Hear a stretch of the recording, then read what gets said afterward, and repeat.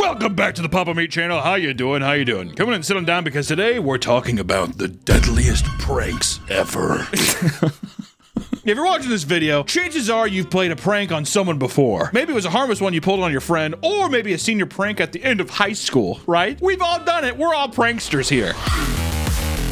Most of the time, pranks are pretty innocent. Some people, however, can take things a little too far. Not me. I once bullied and pranked my teacher for having a miscarriage.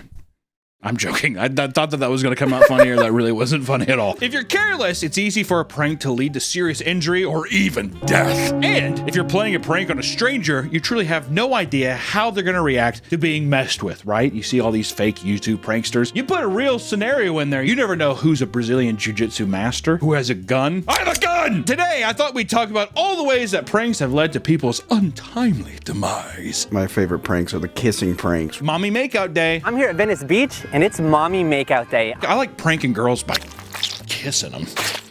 I like cutting off girlfriends' boyfriends' faces and pretending to be them. Who pranked you? Come here, baby, kiss me. It's like a leather skin face mask. Come here, baby, I want to kiss you in the mouth. Pranks have certainly escalated over the years, but still, even as far back as the 1900s, people have died due to what seemed like a harmless prank, like the thumbtack prank that killed a high schooler. This is a happy video, folks. I used to put thumbtacks under people's seats all the time. You do it on my teachers. He got really mad. My geometry teacher, he was like, "Who did this?" Like that, and I was like, You blamed your friends? no, never my friends. Usually a very innocent bystander. And they're like, "What? No, I didn't." And you're like, "That person over there, I think." My friends used to stab each other with like long needles during wrestling matches. Sounds painful. Do you think if you sat on a thumbtack, do you think you'd actually be able to have the needle go into your... If you got Hank Hill ass. You got a flat ass, boy. A popular athlete at a New York high school, 14-year-old Angelina Cerna, was subject to a prank that led to her death in 1930. A few students in her class had decided to play a prank where they placed a thumbtack on her chair. Classic. Well, I won't deny it's a classic. Maybe this is where it came from.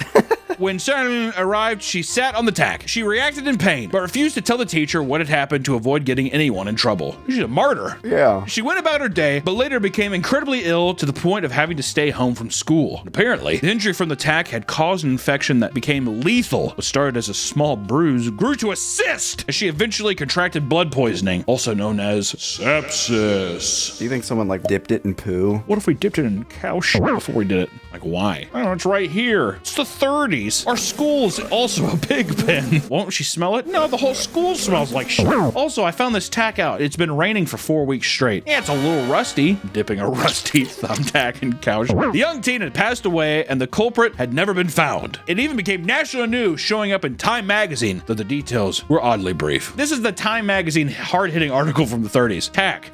In Mount Morris, New York, a joker put a tack on a chair of Angelina Cerna, who sat on the tack, squeaked, contracted blood poisoning, died. Squeaked.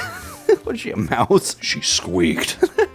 Sat on tack, squeaked, died. And move on to the next story. Let's talk light bulbs. Are you tired of candles? Everything's about to change. In 1949, gruesome deaths occurred after one man decided to attempt a particularly creative prank. So let's talk about the War of the Worlds recreation disaster. You may have heard of the War of the Worlds, which was a radio play based on the novel by H.G. Wells. This play, directed and narrated by Orson Welles, aired on Halloween in 1938. Orson Welles, doesn't that sound familiar? It's the guy who made Citizen Kane.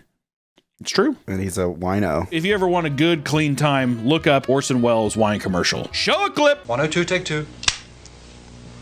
Ah, the French champagne. It was an hour-long fictional news broadcast meant to simulate a Martian invasion. The narrator went through live updates detailing breaking news, from aliens using heat rays on nearby onlookers to full-on Martian invasions in major cities. While announcements were made explaining that this would be a work of fiction, people who tuned in late completely missed this. They thought that it was an actual Martian invasion that was happening nearby. Many fled their homes to escape it, and others relentlessly called the police station. And in the end, people realized it was all fake. Some claimed it was incredibly cruel, while others praised Orson Welles for his innovative storytelling and dramatic skills. I don't think he was trying to prank people, though. Also, I think some people killed themselves. I don't think that we talked about that, but that'd be kind of crazy. Well, Orson, they're dropping like flies out there.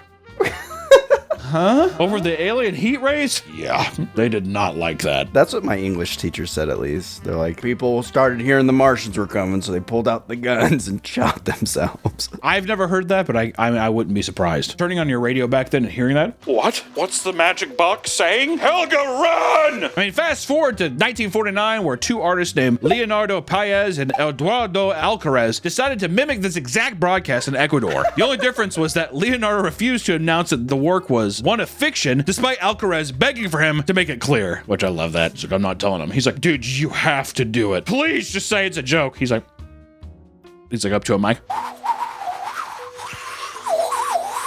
You hear the Martians incoming? When the broadcast played on the radio station late that night, a similar panic ensued. Actors even joined the broadcast to double down on its legitimacy, imitating known government officials. This time, police, firefighters, and military were dispatched to fight off the supposed Martian invasion. People flooded churches to confess their sins before imminent death. I mean, it was a complete show. Eventually, the authorities realized it was all fake and announced it over the radio to calm people down. However, people were enraged that they had been duped. In response, over 100 people gathered around the radio station. What started as screaming and rock throwing slowly escalated to starting fires. The building was being burned to the ground, and some people inside resorted to leaping off the roof to escape. 15 people had died in the chaos, including Leonardo's nephew and his girlfriend. That's what happens when you cry wolf. Did he cry wolf? Cried alien invasion. I'm just kidding. The guy's like impaled with like a sign or something. He's like, should have made it clear. The riot would have been shut down earlier if police and firefighters had not all been busy preparing for the potential Martian invasion. So that's, you know, he did shoot himself in the foot there. Leonardo was detained alongside several others. Paez, on the other hand, escaped Ecuador to avoid being sent to jail. One hell of a radio play. You gotta give him that one hell of a radio play. I also like how they're just like, oh, that worked in America. Let's... Yeah, 100%. Also, like, what, 15 years earlier or something? So just like, oh, dude, people forgot about that. We could totally do that. And there are even deadly pranks going back into the late 1800s. Let's talk about one that occurred on April Fool's Day, 1896, when a man literally scared his wife to death. You know, there's tons of videos online of usually women getting scared by their husband, and then they have to hold their panty area because they're peeing. Oh, come on, stop! Let me tell you something. If I try scaring my wife, it's a fight. She gets legitimately angry. I know, I've scared her a couple times. Yeah, she won't talk to you. She gets very, very upset. I even have to, like, when I'm walking in a room and I know she hasn't heard me yet, I have to be like, I have to, like, let my presence be known. And even then she's like, why would you do that? And I'm like, I'm trying to let you know I'm walking in the room, you nut. She just did that the other day. I was leaving. I just said bye. She went, yeah. It's fucking, you could just be doing anything, walking through the house, just walking. Why would you do that? I'm in a building. I'm walking through the house. So I have to like literally like look around and see her. I have to like let her know. I feel like the older you get, the harder it is to find. She's like, what is that? Oh, hey. I'm like, okay, I can enter the room now. Got a double-edged sword though, because the cooing could freak her out. That's the thing, is there's no correct way to do it. In Nashville, a farmer named John Aarons decided to play a prank on his new wife of several months. The plan was to dress up as a tramp, which was a phrase used to describe a homeless person back in the day. Lady and the Tramp. Lady and the Tramp. I also thought it was a whore. Yeah, tramp stamp. That's how they mark the homeless. Yeah. We're gonna put this right above your buttocks. Tramp. There it is. He got in his disguise, complete with a white mask, and knocked on the door for the big surprise. She answered the door, and John loudly ordered her to make him dinner as a joke. Make me dinner!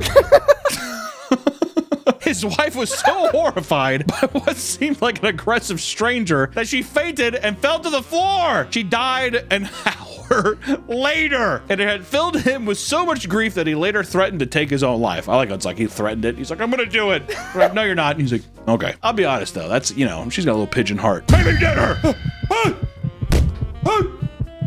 It's just a joke, honey. That's her realizing it for a second. And then just dying. If it wouldn't have been that, it probably would have been something else, right? I was picturing she got scared, smacked her head, and then she bled out. Well, that's what I thought, dude. No, it's just she literally got frightened. She was like, oh, I bet slowly moved to the ground and then curled up in a ball and just seized. How long do you think he like took to respond? Because this is the 1800s. I think if it was the 1800s, I think while she's falling, he's like, ah! All the way down to the ground. She's like curled up in a ball like,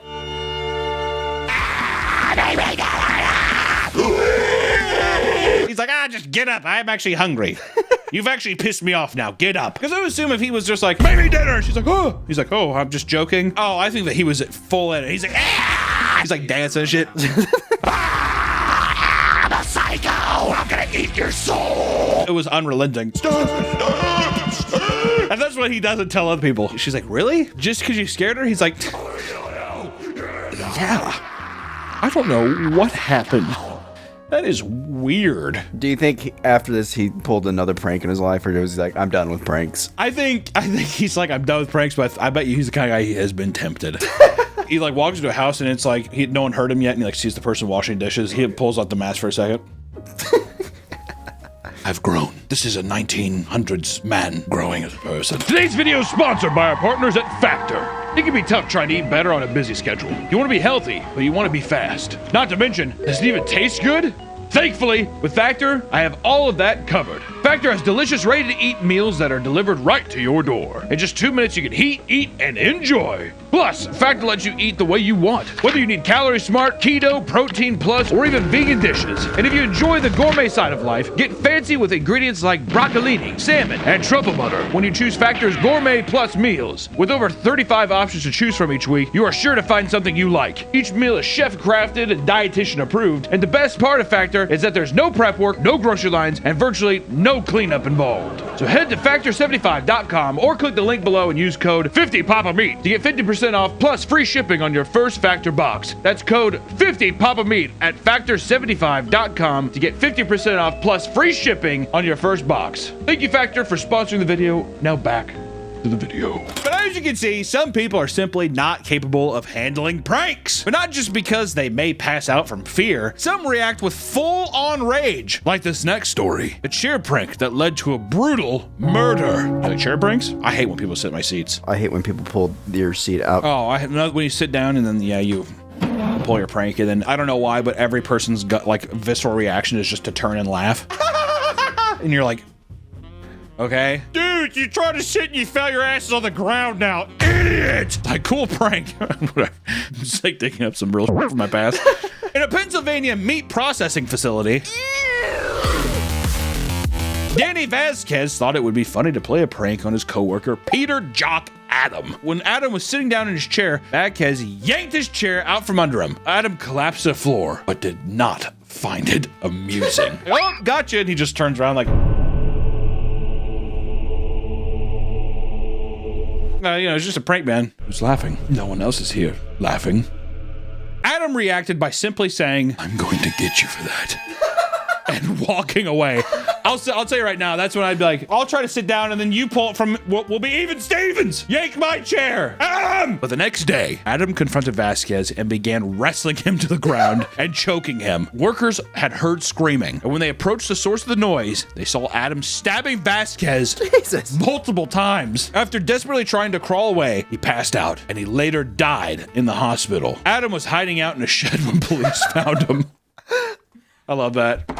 Adam, probably sit on a chair in there. Try pulling my chair from me. Adam was hiding in a shed when the police found him, covered in self-inflicted stab wounds. He was rushed to a hospital for surgery, and police officers reported seeing a knife and a handwritten note near the shed that read, "See you in hell, life for life." This is a creepypasta premise, okay? That just solidified every creepypasta story I read where it's like some guy just being like, yeah, I'm a little crazy. But it's just because the voice is in my head. Talk to me. That kind of thing. Some motherfucker just over a prank. Let me ask you this, Nick. Was his reaction justified? Was everybody around him pointing and laughing? Exactly. Are we getting history here? Because see, at this point, it makes it seem like it's not a big deal. But if you have 10 people in a room pointing and laughing, that could mentally break a man. He's already having a bad day. He woke up, coffee spilled on his shirt, goes in. People are like, oh, diarrhea chest. He's like, it's coffee. And all of a sudden, now the guy, and it's like, that's just the straw that broke the camel's back, baby. I also like how I'll get you back. He's just being like, tomorrow, I'm going to wrestle you to the ground and stab you to death. It's not even like another prank. At first, I thought it was like, oh, his counter prank is going to be the thing. He puts like a Chinese finger trap on him, and the guy like is freaking out. Ah! and like falls into a vat of acid or something. I don't know where they were. Yeah, at the meat plant. But you know, not every prank is serious enough that it should lead to straight up physical violence. This next prank, however, was not quite as harmless. Let's talk about the compressed air prank. Actually, I've read that. Yeah, you could die by blowing compressed air on your skin. Really? Like if you're like, I saw a video where it's like cool hair hack, and it's a guy who like makes like a coif with his hair, and all the comments are like, do not do that. dude, you could have died. The guy's like, huh? It's like if Anton's in the deal. Don't put that coin away. That's your lucky coin. It's like the Grim Reaper was here. You could have died. At a plywood factory in India, a 40-year-old man named Ravender had previously been subject to ridicule from his coworkers due to him wearing tattered clothing. Calling him poor. All the homies in the plywood factory just being like, you know, hey, affliction called. They want their shirt back. And it's like, oh, it's buckled. I thought it was cool. One of the people bullying him was Anjan Mishra, who only got the job because Ravender recommended him in the first place. That's a little backstabby, okay? I hope Anjan dies, dude. Regardless, he decided to play a prank that involved sticking an air compressor into Ravender's butt as he bent down to pick up a block of wood. This is the worst LinkedIn recommendation you could ever give a guy. He's like, no, Anjan is really cool. A hard worker. Thanks, Ravender. This air jet is extremely powerful, used mainly for slicing through large blocks of wood. What? Good God! When he stuck it inside Ravender, there was a brief laughter until he suddenly fell to the floor face first.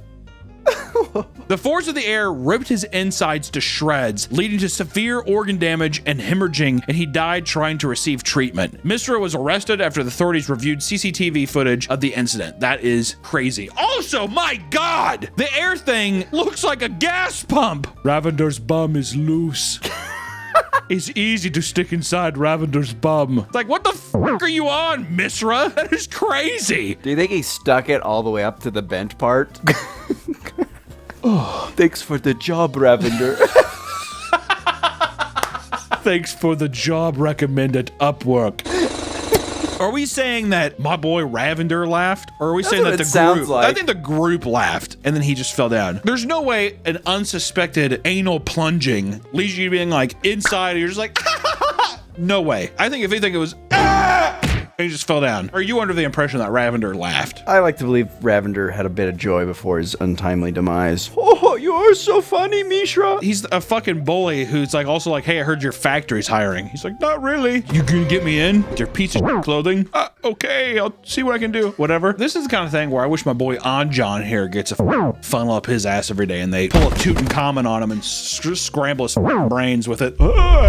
This isn't the first case of workplace bullying that led to a brutal death. Gareth McFadden, a 24-year-old sales trader, had attended a staff Christmas party. The party was Hawaiian themed. Hey, maka is a thing to say. So Gareth arrived with a fancy outfit, including a large synthetic grass skirt. The guy was stoked on the Hawaiian theme. Can you blame him? Who doesn't like wearing some Hawaiian button-ups, a little glass skirt, drinking some Mai Tais? Matthew Schofield, one of his co-workers, decided to play a cruel prank while he was in the bathroom. He reached under the bathroom stall, using a lighter to light the synthetic grass skirt on fire. That's a fun prank. Schofield was proud enough of his actions that he even announced what he had done when he returned to the partygoers. Perhaps he thought that Gareth would quickly brush it off and that it would be the end of it. But in reality, this resulted in a horrific string of events. Garrett's costume was fully lit ablaze. He was screaming till he exited the bathroom, where his head was described as glowing like a cigarette. My boy Joe Camel coming back.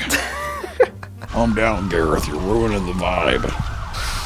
He had to be rushed to the hospital, and it was discovered that 90% of his body was covered in serious burns, and Gareth died in the hospital 3 days later. I bet you anything Gareth recommended that dude too. I feel like this is the unfortunate cruel reality of these things. I bet you it was another recommend. Angela Offwood, another co-worker, was also seriously injured when the fire had spread to her costume as well. And according to her husband, she had to undergo 6 plastic surgeries on top of getting 800 staples in order to secure skin grafts. For this prank, Schofield was found guilty of manslaughter and was jailed for 2 years for the death of Gareth and an additional 9 months for the injured Offwood, on top of being forced to pay $37,000 to both of the victims' families. What was her costume? I'm a cloud. All cotton. Why was it so dry? When you're a rebellious kid, it's easy to get caught up in a few pranks. Maybe you toilet paper someone's house or burrito someone's backpack. What? What the f does that mean? I've never heard of burritoing a backpack. Well, for some children, this leads to serious repercussions, like the egging prank that ended in a fatal car crash. In Houston, a 14-year-old boy and his two friends were throwing eggs at passing cars. These are what we like to call little pieces of shit. Okay, toilet paper, harmless fun, I'll say it. Getting TP'd, it's an annoying yes. The rain will wash away the sins. That's what happens, right? Kids who egg, those are kids who parents don't love them. What about rocks? Same thing, Nick. Are rocks okay? There's no yolk in a rock. One of the drivers, who was pelted by them, rolled down his window and flashed a semi-automatic handgun at them in response. You know what? He's throwing eggs. He flashes a piece. That's only fair. The children got scared, jumping into a GMC Arcadia and speeding down the street as he chased them down the road. Okay, just want to reiterate. They're 14.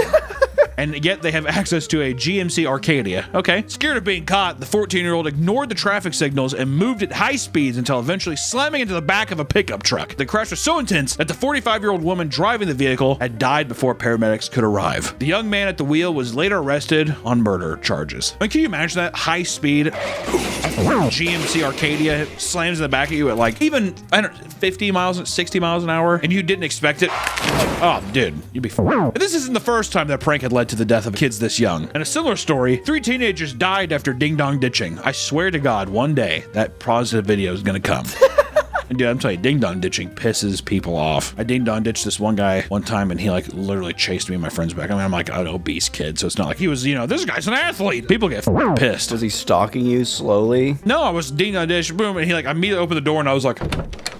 I made eye contact. I started running. And he's like, get back here! Which at that point, too, it was kind of weird to just be like, would you have just had this reaction if I was just like, hello, nice to meet you? I think it was because I was like, oh, and I ran off. I'm like, that seems like an odd reaction to be like, you son of a bitch! Which maybe I'm forgetting that maybe we were doing it a lot. I can't remember. I don't know. There's probably a part of leaving out where it's like, oh yeah, we did that 9 times at 2 a.m. on a Monday. In Riverside, California, a group of 6 teenagers were hanging out and being rebellious. One boy was dared to choose between ding-dong ditching someone's house or jumping in someone's pool at night. And by God, the boy decided to ding-dong ditch. He approached the house of a 45-year-old man named Chandra, rang the doorbell, and exposed his butt to him as he opened the door. Okay, well, see, that he's adding a little, that's a little cherry on top. That'll send you over the edge, dude. Way to light the wick. The kids ran off, leaving Chandra infuriated. Instead of leaving the kids alone, who were just having a bit of mean-spirited fun, he decided to get in his car and chase after them. It was noted in his later testimony that he had consumed 12 beers before the incident took place. Oh, dude, I am in this man's shoes 100%. 12 beers in, you know, he's like listening to some like music, you know, he's in the groove and he's like, what the f is this? He sped down the road going 99 miles an hour in order to catch up to them. Jesus. And when he did, he rear-ended them. And the driver ended up losing control and swerving off the road, slamming into a tree as Chandra drove off. The crash ended up taking the lives of the 3 16-year-old teenagers in the car. My God. During the trial, Chandra claimed that the prank had made him fearful for the safety of his family, which emboldened him to go after them. All evidence, however, pointed to this prank being fairly harmless. Chandra had already faced criminal charges relating to alleged domestic abuse and now faces life in prison without parole. I love the idea of being like, they scared me and my family. I was afraid that we were gonna die. So you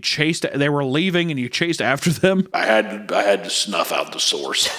I was kind of on the side with the 12 beers thing. Now I'm kind of like, you're not as pog as I thought, dude. Yeah, he sounds like a monster. This guy does sound like he's a bit of a monster, if I'm being honest. As you can imagine, the birth of YouTube pranksters has caused a whole slew of injuries and deaths to occur. Like the YouTube robbery prank gone wrong. 20-year-old Timothy Wilkes, a YouTube prankster, was trying to make a prank video with his friend. The idea involved scaring random strangers by simulating a robbery. The two of them waited outside of a family trampoline park until they found their victims. They approached the group wielding large butcher knives. What they didn't expect was one of the strangers, David Starnes Jr., was armed, and he immediately acted in self-defense by shooting Wilkes. That's gonna happen.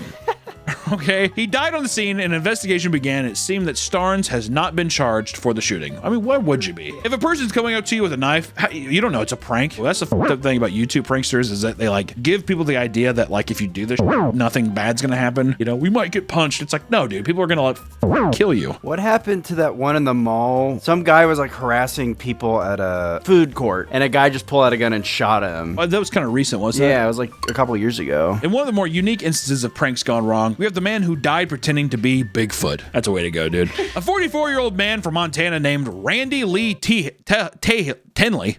Yeah. Randy Lee Tenley had the goal of impersonating Bigfoot to convince people he was real. Montana Highway Patrol told reporters that, quote, he had the ghillie suit and was going to attempt to get the attention of passing motorists, and though I don't know what it means, make them feel like they saw Bigfoot or Sasquatch. In his disguise, he walked onto the highway, and after a very short while, a 15-year-old girl had hit Randy with her car. He collapsed to the ground, and another ran him over, killing him. God, add insult to injury immediately. Good Lord. After interviewing the man's friends, it seemed possible that Randy was intoxicated when he made this decision. Yeah, dude, if a guy is like, I'm gonna be Bigfoot, he's probably drunk walking around the forest. In the end, no calls were made to the authorities in the area relating to any Bigfoot sightings. The prank didn't even work, Nick. Do you think she like swerved into him on purpose? No. I bet if anything, it was somebody texting or something stupid where he's like, and then boom, rolls over. He's like, and then boom again. Just something like back to back like that, you know? Now let's talk about a man who found himself in a deadly situation playing golf. More specifically, at Topgolf. Topgolf is an entertainment center that features high-tech golfing experience. People can play with a big group of friends while they enjoy foods and drinks. It's cringe. It's a cringe time. I've done it before. I'll probably do it again. Just let you know, cringe. What can I say? For one man, this delightful center became an early grave. In the UK, Connor Groom and his best friend were at Topgolf during a Christmas party. The two of them had been drinking heavily. I just want to put a thing out there right now. If anybody's going to any Christmas parties this year, ease up on the pranks, all right? Too many of these have been Christmas-related pranks. Jesus Christ. At one point, Connor's friend drunkenly decided it'd be a funny prank to push him off the side of the course, and the two of them began jokingly trying to shove each other off. They probably thought that too because on the top of the Topgolf thing, there's usually a net. So I'm going to push him off into the net. Ooh, it's going to be so weird. After a while, they were asked by staff to quit messing around, but they kept at it. That is, until Connor ended up falling down. He hit the safety net, but rolled off of it and slammed his body onto the driving range 12 feet below. He suffered a traumatic cervical spinal cord injury as well as a brain injury. He was rushed to the hospital where he stayed for the following month until he eventually succumbed to his injuries. It was deemed a death by misadventure. The UK Coroner's Guide defines this as a death from, quote, some deliberate human act which unexpectedly and unintentionally goes wrong. Sounds like attempted murder in my book. I think if a couple boys are palling around, they're both drunk, and the guy was doing it too, guess what? You do a little Mario banana slip. Whoop! You fall off. It's nobody's fault but your own, dude. You know what I mean? Pranks, no matter how fun they may be, can go wrong very quickly. It only takes one small misstep to land in serious danger, friends. So if you're gonna pull pranks, don't be stupid. Don't throw eggs at strangers because for all you know, they're strapped to the gills and 12 beers deep. You don't know what they might do. Keep it light and keep it safe because you don't want to be known as the guy who died doing something stupid. Thank you guys so much for watching the video today. Just don't prank anybody. Or if you're gonna prank somebody, fart in someone's face while they're sleeping and give them pink eye. My buddy did that to one of our friends. It was really fucked up. What's the worst prank you've ever done to someone? I think if I'm being honest, probably poo dollar. I did it outside my friend's house, and it was supposed to be his friend, but his dad picked it up instead, and I couldn't go back to his house anymore. I'm pretty sure I even yelled. I was like, Jim, no! He picked it up. Oh. I think the poo dollar's okay if you know the person. Not really. I think it's stupid. Don't do it. That's disgusting. Whatever. It doesn't matter. Don't be stupid. No pranks.